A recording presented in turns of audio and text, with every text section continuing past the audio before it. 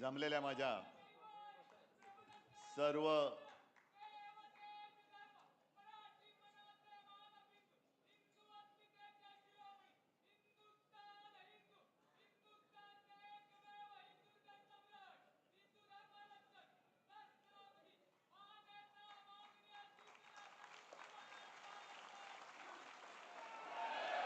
जमलेल्या माझ्या सर्व शिवसैनिक बांधवांनो, भगिनींनो आणि मातांनो,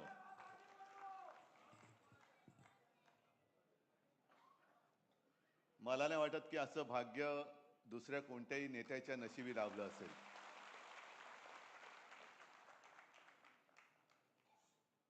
आजपासून शिवसेना प्रमुखांचं जन्मशताब्दी वर्ष सुरू होते. कदाचित कोणाचा गैरसमज होईल, 1926 ने 1927 हे त्यांचं जन्मवर्ष, म्हणजे पुढच्या वर्षी 100 पूर्ण होणार. आजपासून त्या जन्मशताब्दी वर्षाला सुरुवात झालेली आहे. आणि या सगळ्या काळामध्ये अनेक चढ उतार आपण सर्वांनी पाहिले, अनुभवले. मगाशी राज पण आला.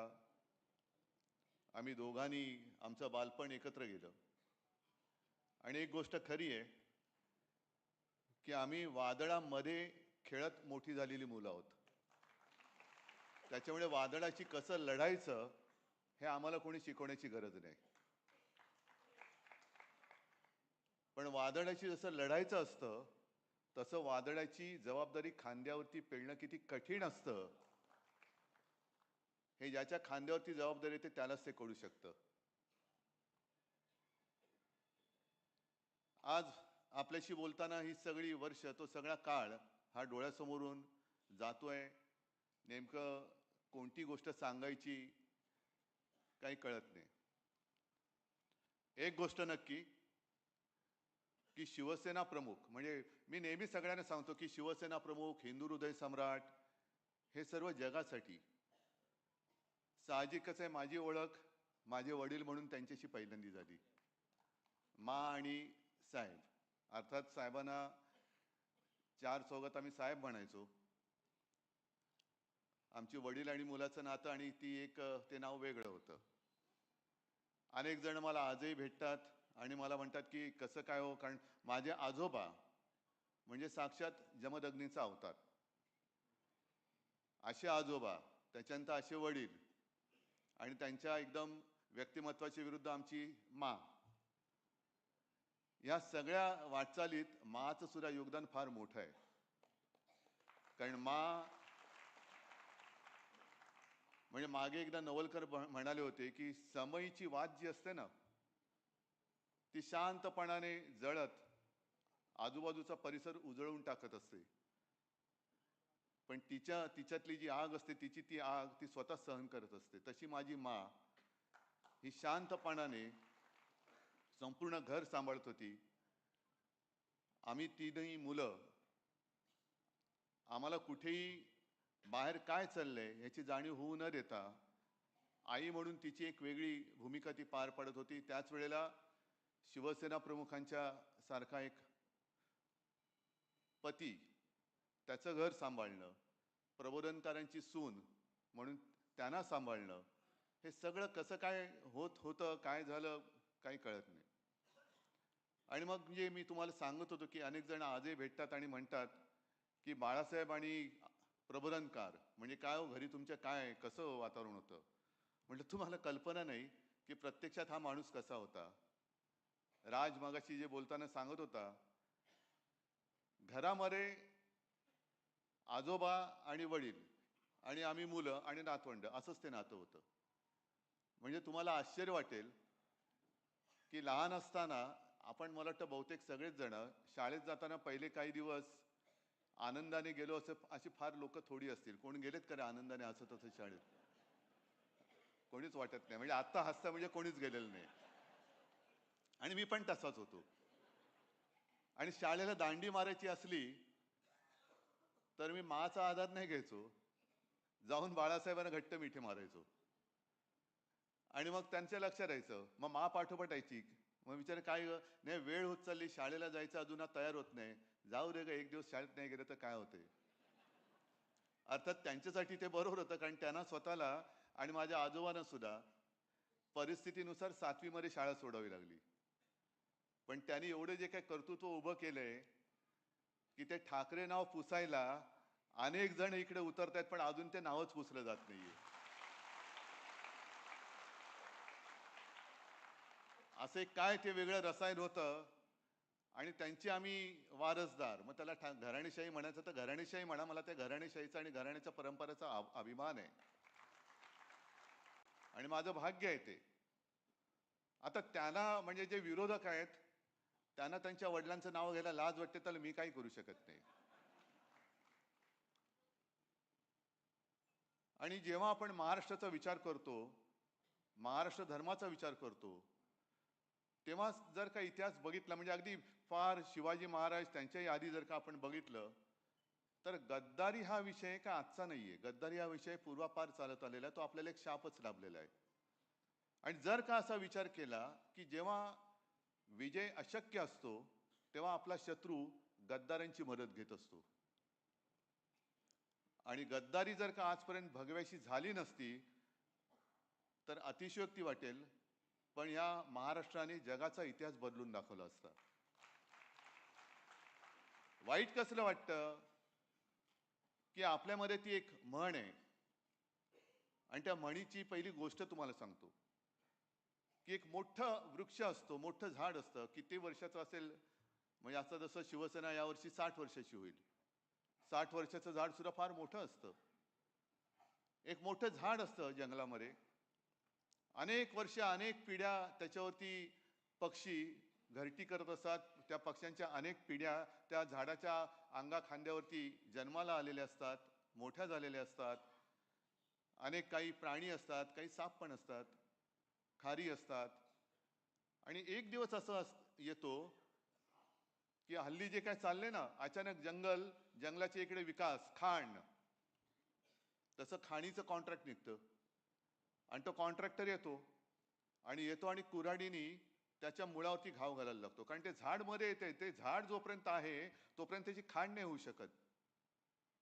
आणि तो मुळावरती घाव घालायला लागल्यानंतर संपूर्ण त्या झाडावरचे पशुपक्षी थरारून उठतात. अरे बापरे, आता काय होणार आणि आपलं काय होणार यापेक्षा या झाडाला किती वेदना होत असतील.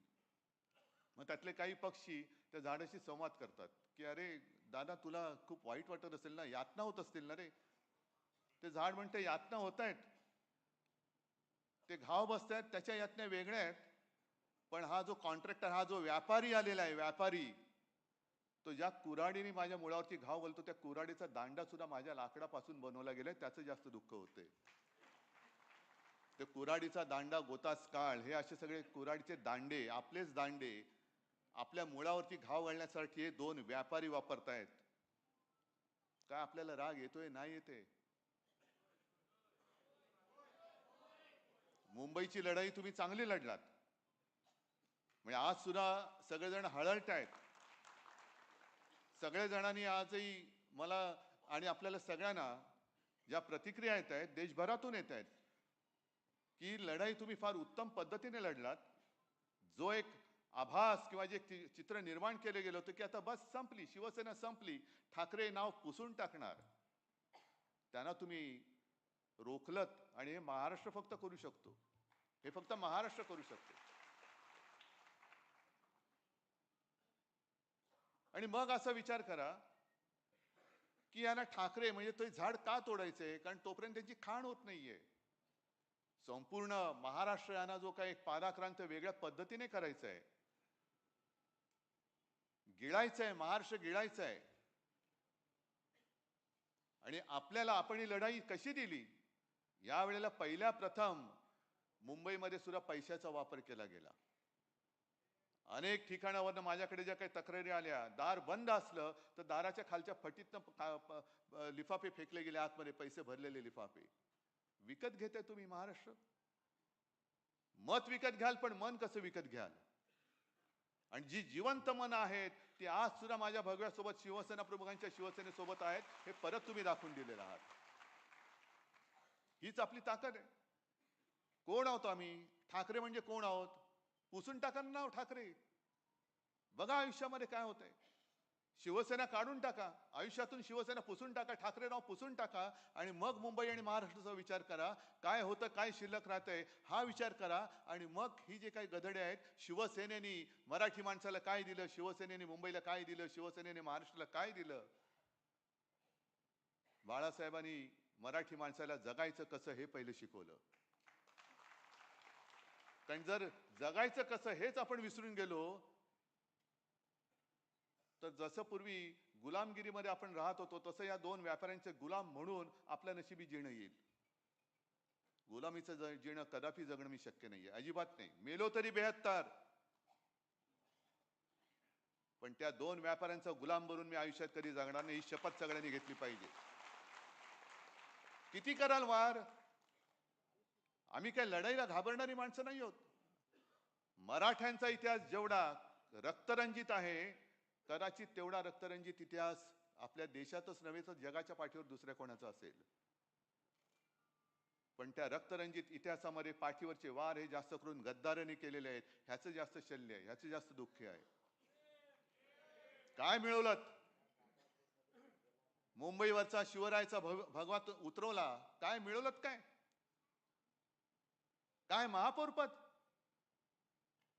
अरे आपल्याकडे होतीच ना सत्ता 25 वर्ष. या मुंबईकरांनी आज सुद्धा आपल्याकडे नाही म्हटलं तरी काय मतं कमी नाही झालेली. सगळे गड आपण राखलेले आहेत. हे ह्याचं कर्तृत्व तुमचं आहे, माझं नाहीये. हे कर्तृत्व तुमचं आहे. जे जे मुंबईचे गड होते ते गड मुंबईचे आज सुद्धा शाबूत आहेत.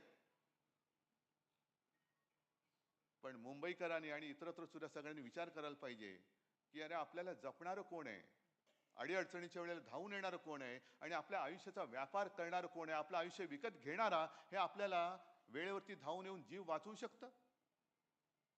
जीव वाचवणारं कोण आहे आणि आपल्या जीवाचा सौदा करणारं कोण आहे, हे सगळ्यांनी एकदा विचार करण्याची गोष्ट झालेली आहे. आपण लढतो, आपण लढणार. मी मध्ये एका आता या 2-4 सभांमध्ये मी म्हटलं, कदाचित ठाण्याच्या सभेत असेल, हे जे काही गद्दारी करणारे लोक आहेत ना, किती पैसे मिळाले त्यांना, 50 कोके ना. मग मी जातो ना त्यांच्या बरोबर, किती मिळतील मला. पण मग मला यांचं नाव घेता नाही येणार, यांचं नाव नाही घेता येणार मला. मी नालायक म्हणून या पिढीमध्ये, या घराण्यामध्ये जन्माला आलोय, हा शिक्का माझ्या कपाळावरती मी कधी लागू देणार नाही. ज्या घराण्याने मुंबईसाठी माझे प्रबोधनकार, माझे आजोबा संयुक्त महाराष्ट्रामध्ये पहिल्या 5 माझे आजोबा होते, पहिल्या 5 शिलेदार, शेलार मामा म्हणायचे त्यांना. संयुक्त महाराष्ट्र समिती त्यांनी एकत्र केली होती. मुंबईसाठी ज्या मराठी माणसाने रक्त सांडलं आणि त्या आंदोलनाचं नेतृत्व करणाऱ्या प्रबोधनकारांचा नातू मुंबई माझ्या डोळ्या देखत तिचे जर का तुकडे हे हरामखोर व्यापारी तोडत असतील तर मी काही शेपूट घालून आत नाही बसणार. मुठभर असतील तरी मुठभर, पण त्या मुठभराने त्यांच्या छाताडोती मी प्रहार केल्याशिवाय राहणार नाही. तडजोड तिकडे होऊ शकत नाही, तडजोड अजिबात होऊ शकत नाही. आज सुद्धा हळुवारपणाने आपल्यावरती जे एक सांस्कृतिक आक्रमण होतंय, आम्ही अस्सल मराठी बोलणारे कडवट कट्टर देशभक्त हिंदू आहोत हे वारंवार आम्ही सांगतो आहोत. 92-93 साली मुंबईमध्ये जो काय दंगा झाला, कुठून आला होता हिंदू, कोण होता. आज सुद्धा तुमच्यामधल्या अनेकांवरती तेव्हा सगळ्याच्या काही केसेस होत्या त्या आज सुद्धा आहेत. श्रीकृष्ण अहवालाचा जो काही आयोगाचा जो अहवाल आला, तो अहवाल आपण म्हणजे मनोहर जोशी मुख्यमंत्री होते, केराच्या टोपलीत टाकला होता.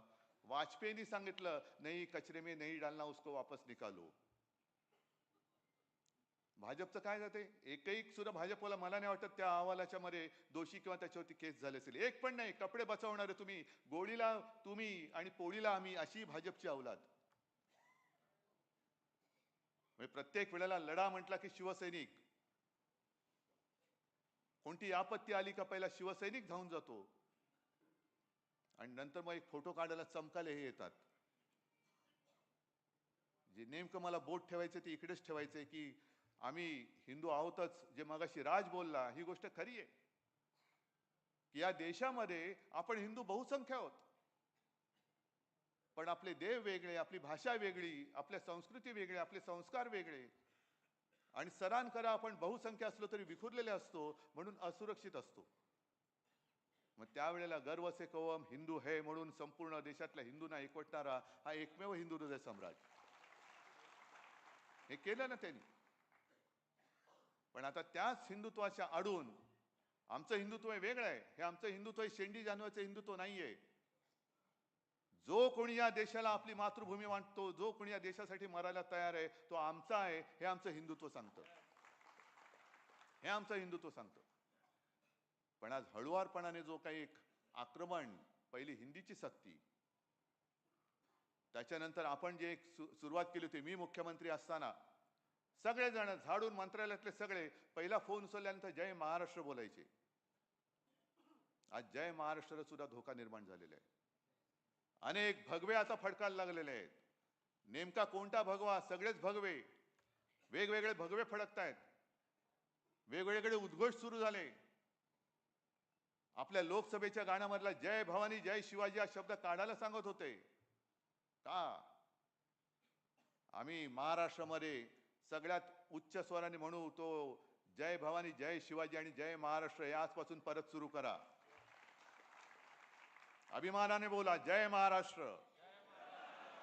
आणि आवाज असा घुमला पाहिजे की समोरचा जो आपल्यावरती त्याचं संस्कृती लादणारा असेल, जागेवरतीच त्याचं जे काय व्हायचं ते झालं पाहिजे.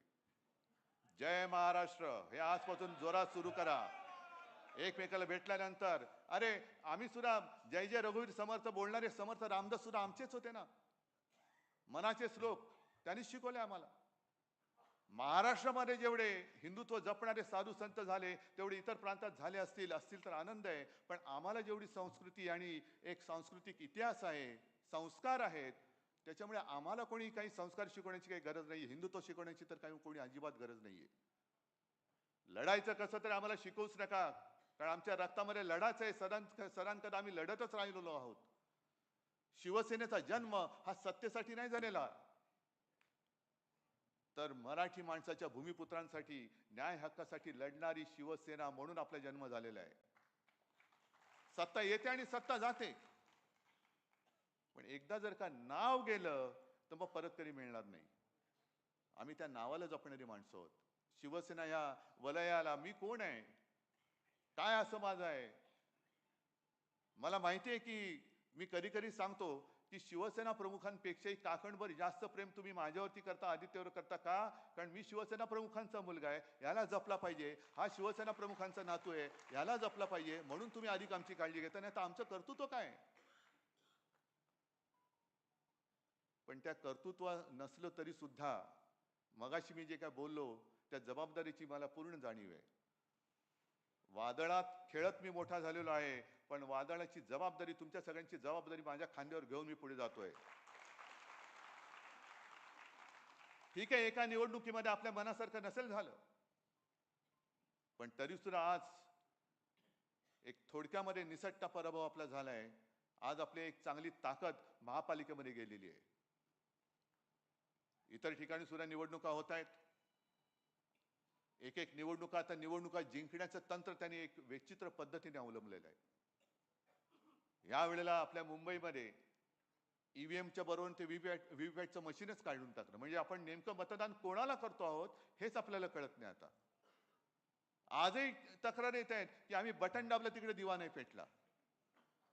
बरी मशीन सुद्धा वापरली म्हणजे हा सगळं मी काही खापर नाही फोडत कोणावर, पण याला लोकशाही म्हणायची का? याला लोकशाही मानायचं का? ज्या पद्धतीने मतदार याद्यांचा घोळ केला गेला, ज्या पद्धतीने मतदान केंद्रावरती काही ठिकाणी घोळ झाले आणि आपण वेळेवरती दुबार मतदार शोधून काढले नसते तर मग मुंबईचा निकाल आणखीन वाईट लागला असता. हे तुम्ही जागरूक राहिलात म्हणून आणि म्हणून निदान इथपर्यंत तरी त्यांना रोखू शकलो. नाहीतर हे धरून चालले होते की आता शिवसेना संपली आणि आपल्याला चरायला कुरण मोकळं झालं. अरे येतो कसा बघतो ना, कुरण चरायला ये, नाही तुझ्या पेकाटामध्ये नाही दांडकं टाकलं तर बघ. परत नव्याने सुरुवात करायची आपल्याला, पुन्हा नव्याने सुरुवात करू. अरे ठीक आहे हो, मगाशी त्या वृक्षाचं जसं उदाहरण दिलं तसंच आणखीन एक उदाहरण आहे. झाडं बघितल्यानंतर हा निसर्गाचा नियम आहे की पानगळ होतेच, पण नवीन पालवी फुटते. आज पुन्हा नवीन पालवी माझ्या शिवसेनेवर फुटलेली आहे. आणि काही वेळेला पानगळ होणं हे गरजेचं असतं. अनेकदा मी म्हटलेले की सडलेली पानं ही झडलीच पाहिजेत. सडलेली पानं जोपर्यंत झडत नाहीत तोपर्यंत नवीन कोंब फुटत नाहीत. जाऊ दे, जी सडली होती ती सडली. आणि ती सडलेली पानं जर कोणी त्यांच्या झाडाला लावून त्यांना जर का ती वाढ वाटत असेल तर वाटू दे त्यांना, पण ती पानं सडलेत आणि ती झडलेत, ती टिकणार नाहीत तुमच्याकडे, कारण त्याच्यामध्ये जीव नाहीये. तुम्ही आज तुमचं काहीतरी चिकटवून त्याला फेविकॉल सारखं चिकटवलं असाल, पण त्या पानामध्ये जीव राहिलेला नाही. विकलेली गेलेली पानं आहेत, ती तुम्हाला झाडाला तरारी देऊ शकणार नाहीयेत. आणि जो शिवसैनिक आहेत ना सगळीकडे, म्हणजे मला काही वेळेला आश्चर्य वाटतं की काय बाळासाहेबांनी काय तयार केले नेमकं. आज सुद्धा प्रत्येक वॉर्डात एकापेक्षा एक सरस उमेदवार माझ्या समोर बसले होते. महिला होते, पुरुष होते, सगळे होते. काही जणांना मी म्हणजे नियमाप्रमाणे मुंबईमध्ये एका वेळेला ठिकाणी एकच उमेदवारी देऊ शकतो. 2 असले तर 1 नाराज होतो, 4 असले तर 3 नाराज होतात, काही ठिकाणी तर 5पेक्षा जास्त उमेदवार होते. आणि मग इकडे कस लागतो तो माझ्या नेतृत्वाचाही लागतो, पण तुमच्या सगळ्यांच्या निष्ठेचा सुद्धा लागतो. निष्ठा म्हणजे काय? काही जण नाराज झाले, एखाद दिवस नाराजी त्यांनी व्यक्त केली, पण दुसऱ्या दिवसापासून ते पुन्हा कामाला लागले, याला म्हणतात निष्ठा. काही जण नाराज झाले, त्यांनी बंडखोरी केली. काही जणांना सगळं काही दिलं तरी नाराज. नाही, मी कोणाचं नाव नाही घेत, पण हे सगळीकडे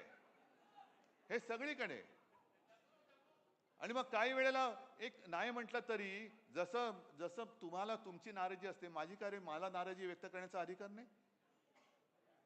पक्ष प्रमुख आहे ना मी तुमचा. मग तुम्ही जर का कोणी नाराज होऊ शकत असाल तर मला नाराज होण्याचा अधिकार आहे की नाहीये? पण मी नाराज नाही होऊ शकत, कारण ज्या दिवशी मी आवडतं नावडतं करेन त्या दिवशी मी या खुर्चीवरती बसायला नालायक असेन.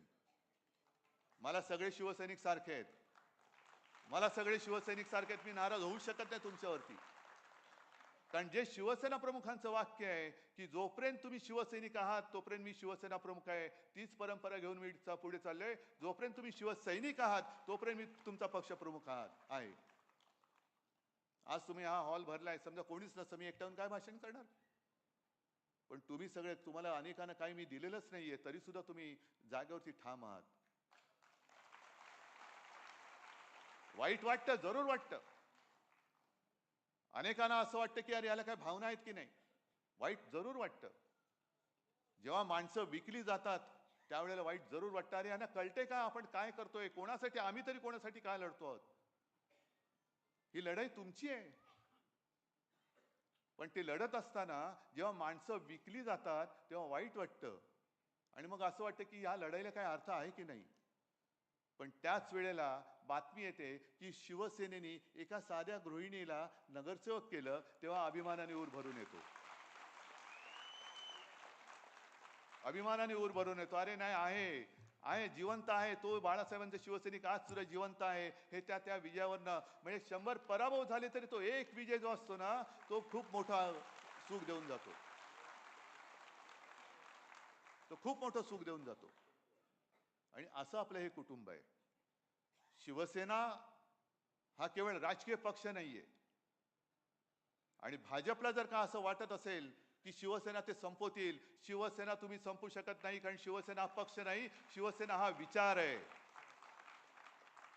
शिवसेना हा भूमिपुत्रांचा अंगार आहे.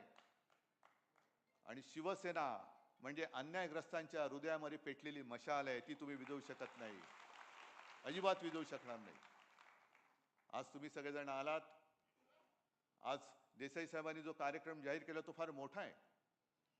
आजपर्यंत जे कोणी विचारतात त्या प्रश्नाला मी काही उत्तर द्यायला बांधील नाहीये. पण शिवसेनेने मराठी माणसासाठी काय केलं हे पहिलं प्रश्न विचारणाऱ्याने स्वतःला विचारावं आणि मग आम्हाला विचारावं, तू काय केलंस आणि आम्ही काय करतोय. मुळामध्ये शिवसेना नसती तर यांना महापालिका मंत्रालय दिसलंच नसतं. हे पहिलं शिवसेनेचं कर्तृत्व आहे. पण मला त्यांच्यात जायचं नाहीये. नवीन जी काही क्षेत्र येत आहेत त्या क्षेत्रामध्ये आपल्या तरुण तरुणींना कसं रोजीरोटी उपलब्ध करून देता येईल हे शिवसेनेचं काम आहे. कारण निवडणूक येते, निवडणूक जाते, पण 80% समाजसेवा आणि 20% राजकारण, हे 80% समाजसेवेचं काम हे आज देसाई साहेबांनी सांगितलं. म्हणून हळदणकरजी आणि भडकमकरजी तुम्हाला खास धन्यवाद देतोय की तुम्ही नवीन जे क्षेत्र आहे लॉजिस्टिक म्हणजे हिंदी पिक्चरमध्ये म्हणतात ना, इधर का माल उधर, उधर का माल इधर. तसं नाहीये ते, पण ते जे काय सगळं रजिस्ट्रेशन असतं, काय असतं, हे फार मोठं क्षेत्र आहे आणि त्याच्यामध्ये हजारो रोजगार उपलब्ध आहेत. पण कोण बघते तिकडे? आपलं लक्षच नाही, कारण आम्हाला निवडणुका लढायच्या आहेत. याला फोड, त्याला फोड, त्याला फोड. मराठी माणूस जगला काय, मेला काय? मेला तर दुसरा आहे, दुसरा आहे तर तिसरा आहे. आम्हाला निवडणूक जिंकायची आहे.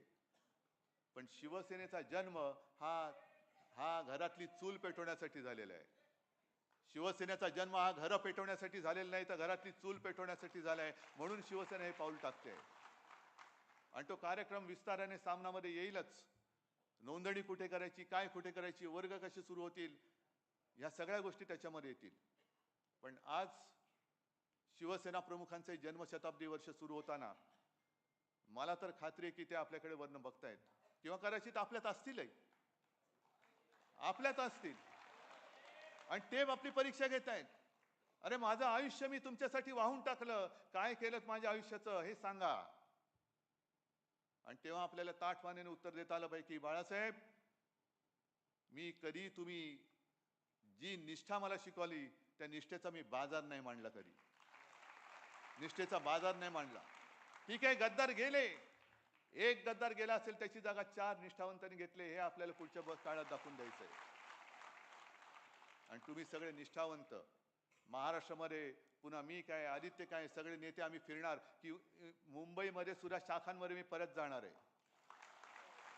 जिथे जिंकलो तर तिथे जाणारच, पण जिथे पराभव झाला त्या शाखेत सुद्धा मी परत जाणार आहे. आणि ज्यांना ज्यांना जाग आलेली आहे ते सगळे शिवसेनेच्या सोबत, शिवसेनेच्या भगव्या सोबत आलेले आहे. मी पुन्हा सगळ्यांना एक आवाहन करतोय, आजपासून परत एकदा जय महाराष्ट्राचा उद्घोष फार जोरामध्ये समोरच्या काळजात धडकी भरवेल अशा मोठ्या घोषित करा. जय भवानी जय शिवाजीचा उद्घोष समोरच्या उरात धडकी भरवेल असा पुन्हा सुरू करा. हर हर महादेवचा उद्घोष समोरच्या विरोधकांच्या उरात धडकी भरवेल असा पुन्हा सुरू करा. हे हा आपला महाराष्ट्र धर्म आहे. आम्ही हिंदुत्व जपणारे अस्सल मराठी आहोत. आणि जर तेव्हा छत्रपती शिवाजी महाराज जन्माला आले नसते तर आजचे हे वळवळणारे नव हिंदुत्ववादी वळवळाला शिल्लक राहिले नसते. म्हणून त्या शिवराय आमचं दैवत आहे. त्या शिवरायाची शपथ घेऊन आपल्याला महाराष्ट्र धर्म आणि आपला देश हा वाचवायचा आहे आणि ते वाचवण्याचं पवित्र काम आपण केल्याशिवाय राहणार नाही. ही शपथ या जन्मशताब्दीच्या वर्षांनी घेऊया आणि पुढची वाटचाल चालूया. जय हिंद, जय महाराष्ट्र. अरे आवाज कुणाचा? सर्वांना विनंती आहे